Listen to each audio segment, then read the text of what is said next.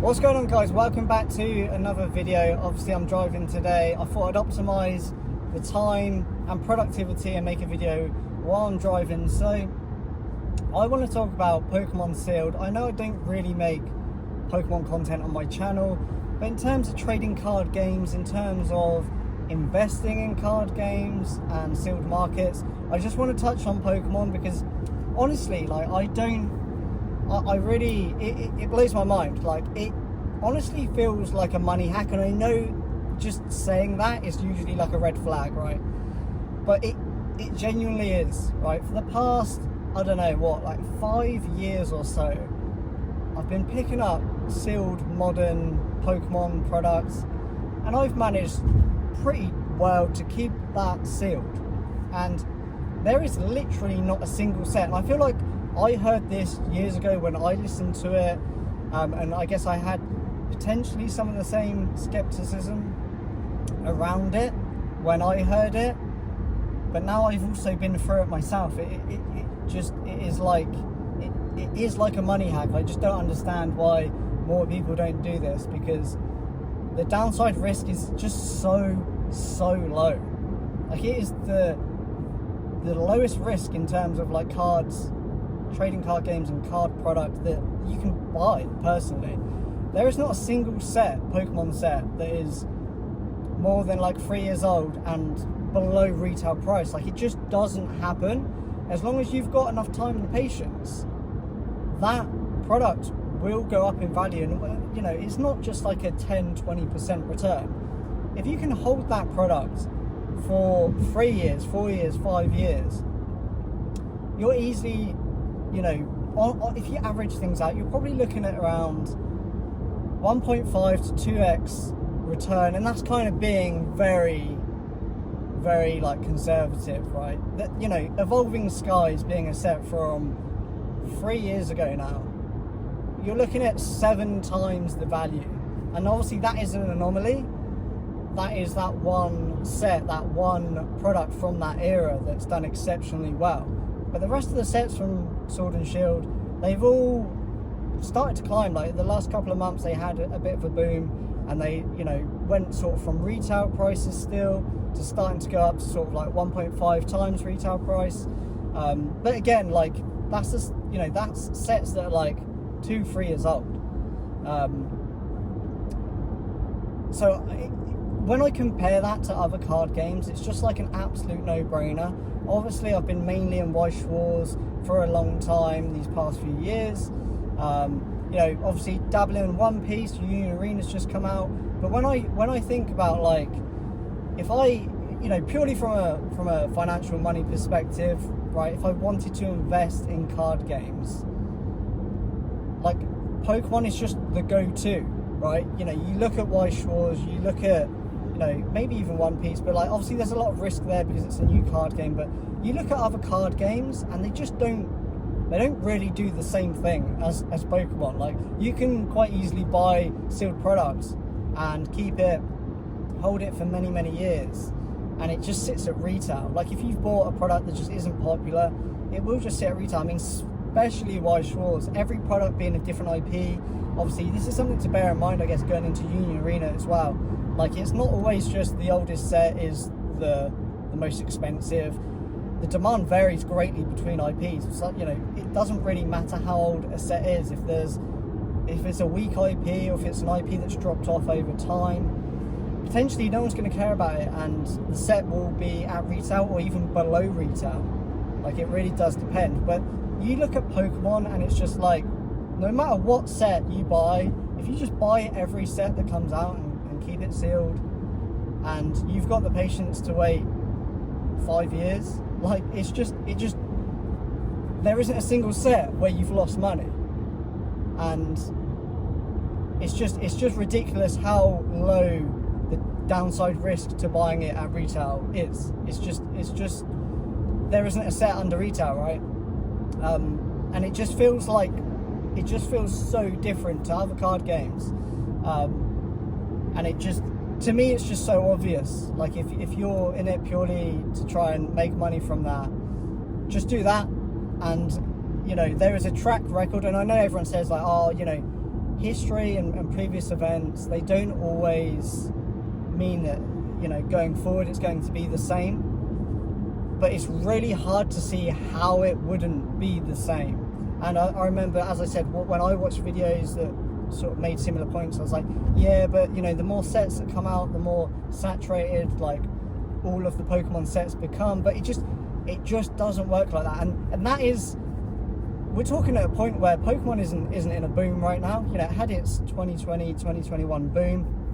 Right now, you've had, you know, Scarlet and Violet sets that have been cheap for a long time. It's kind of just back to normal post-boom, in my opinion. And with that, it's like we're still not seeing any set drop below retail that's more than a couple of years old. You know, don't get me wrong, there's the odd set that they bring out and it might not do well, right?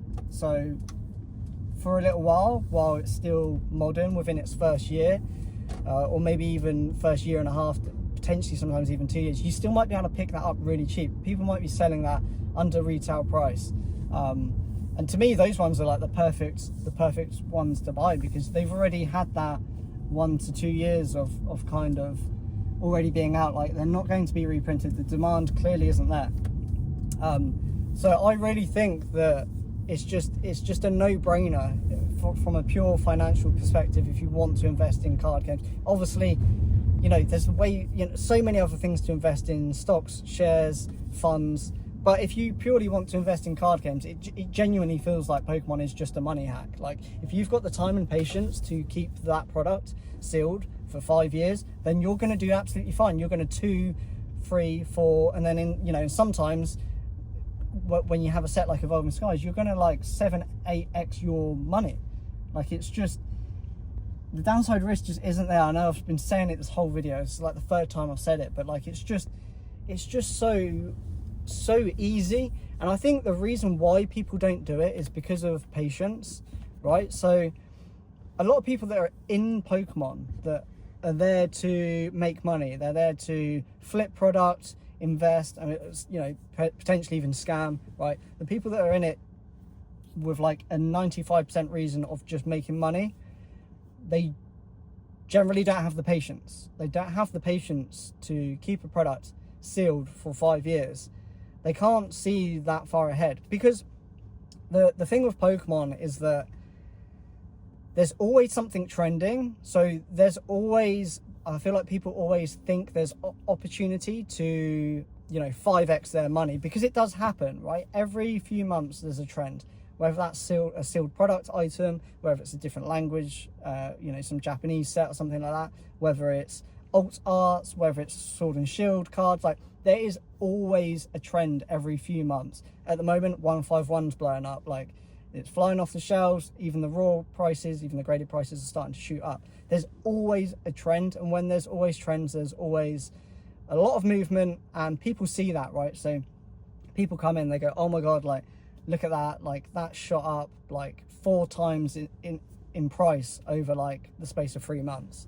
So people always want to get that get rich quick scheme, right? Everyone would rather do that than buy something and wait for 5 years. It's not as fun, it's not as exciting, and obviously you've got to wait ages, right? But obviously the downside risk it's not the same, right? If you're buying something that's hyped, that's trending, you've got potential there for that price to drop off, or you might buy in at the top.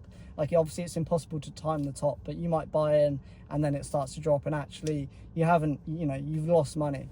But with those trends, I think that attracts a certain type of person who thinks they can always be ahead of the trend, or they're always looking for the next trend, or they're always trying to hype or manipulate or start the next trend. And realistically, there's so much product, there's so many different cards, there's so many different sets, so many different languages, that your chances of getting that before the trend starts is just so slim. They're just so slim. There's just too much out there, unless you're buying literally everything, in which case you're still going to buy things that, as a set comes out, you might buy it and then it drops, because that's generally what happens with new sets and new card prices and things. Like, it's just, people see that opportunity and they see that they've missed it, and they try and get on the next thing. They try and get on it when, that is very risky. But obviously it's attractive to people who think like that.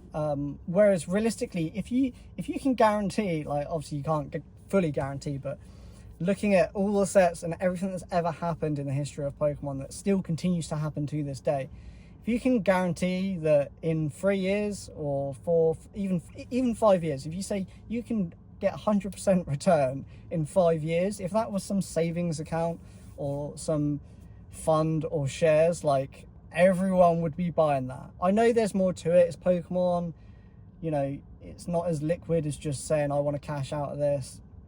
You know, you've got to find someone to sell to, and there's a lot of, you know, there's effort there, there's effort involved, but there's also a lot of ways to like really make that easy. And you know, there are stores that buy at percentage. Yes, you won't make as much, but you'll still be, you know, taking home maybe not 2 times, but maybe 1.7 times with no risk of like being scammed or anything. And dealing with listings, you know, you can just go there and sell it. Like there's loads of ways around that, but even that, like even getting 1.7 times, you know, or it's like if you could guarantee that to someone over a 5-year period, everyone would be buying it, everyone would be doing it.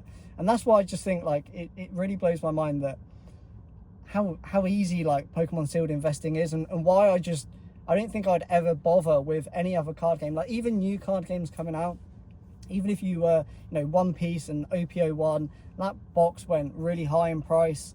But to me, there's so much risk there. Like, yeah, fair enough, if you bought it at retail, absolutely fine.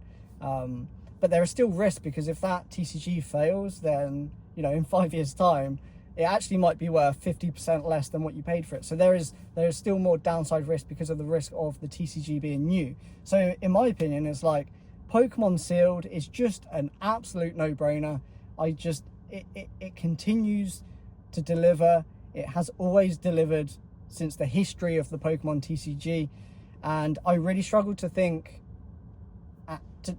or see how it would ever change. And yeah, I think people just genuinely don't do it because, you know, they don't necessarily have faith in it for some reason. They don't think that it would happen again and again and again. And most people that come in and collect, you know, even people that come in to make money and flip, they generally don't stay in the hobby that long, so they, you know, typically won't see that 3, 4, 5 year mark anyway. So that again probably puts a lot of people off. But yeah, that's the video. I just wanted to chat about that because I'm kind of back into picking up some Pokemon sealed. I have actually just driven to a park and ride. That's the talk on Pokemon, but for anyone who's interested, I've just gone to Winchester. There's a little stray cat that lives at this park and ride bus stop. It's been there for about 2 years. I spoke to someone a few weeks ago, and but yeah, basically it's a stray cat that's lived here for 2 years. It's got someone's made it like a little bed. People come and feed it in the morning because it's right next to the park and ride. So I guess people that are regularly coming to Winchester every day to work and stuff, some of those people like bring it food and things. So today is my half day. I've come to Winchester. I've got some cat treats. I'm going to go see if it's there, give it some food, and then I'm going to head on into Winchester on the park and ride bus. So if you want to come along, stay tuned for the next couple of minutes and you can just see what I'm up to. I guess we're going into a vlog from Pokemon Sealed Investing. No direction to this video, but yeah, if you're leaving now, hope you enjoyed the chat on Pokemon Investing. If not, come along and see this little cat. Hello, mate. Come on. Want some food?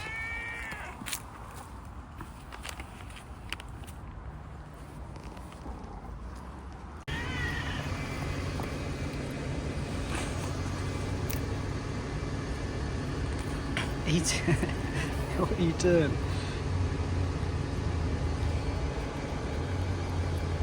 I think you just dropped a bit on me, mate.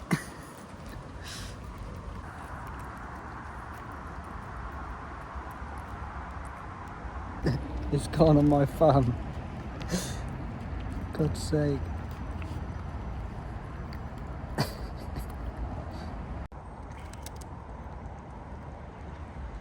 See you another time. Maybe this weekend or next week. So now I'm just going to head on into Winchester on the park and ride bus. I know a lot of my viewers are US based, so I thought I'd just share this with you guys, just a couple of clips of the city. We actually get like a lot of tourists come here, a lot of exchange students, because it's just a very historical city. All the buildings are really, really old on the high street and everything, so just get a lot of people visiting here. So this is the high street. I've just gone down a side road here. There's like a Japanese bento box style place. They do some like pastries and things, so I thought I'd just share it with you guys. I've only been there a few times, but it's got some good ratings, but I didn't pick anything up from there today.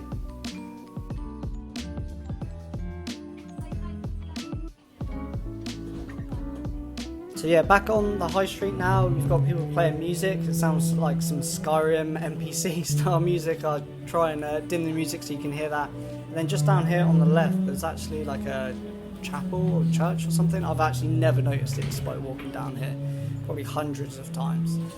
And then this just leads to the cathedral. So yeah, this place obviously looks really nice when the weather's good. I think this is where they have the winter markets as well, so there's Christmas markets and that is all around the cathedral. But as you can see, there's always people taking photos, there's always tourists and exchange students here taking photos no matter whenever you come. Obviously today's actually a really nice day. It's a bit cold, but like the sky was blue, the sun was out, looked really nice. You've got a Starbucks here on the right, and we're just heading back to the high street. And as you can see, there's some markets on at the moment. There actually used to be a TCG store in Winchester where they only had a few tables for people to play the games, but unfortunately it closed down like 6 months ago.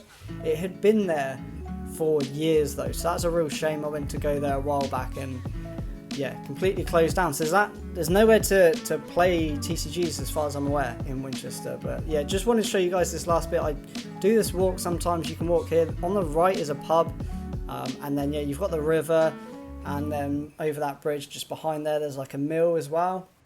So there you go, that's my day out in Winchester. Enjoyed the video, please hit like and subscribe, and as always, thanks for watching. I'll see you in the next one.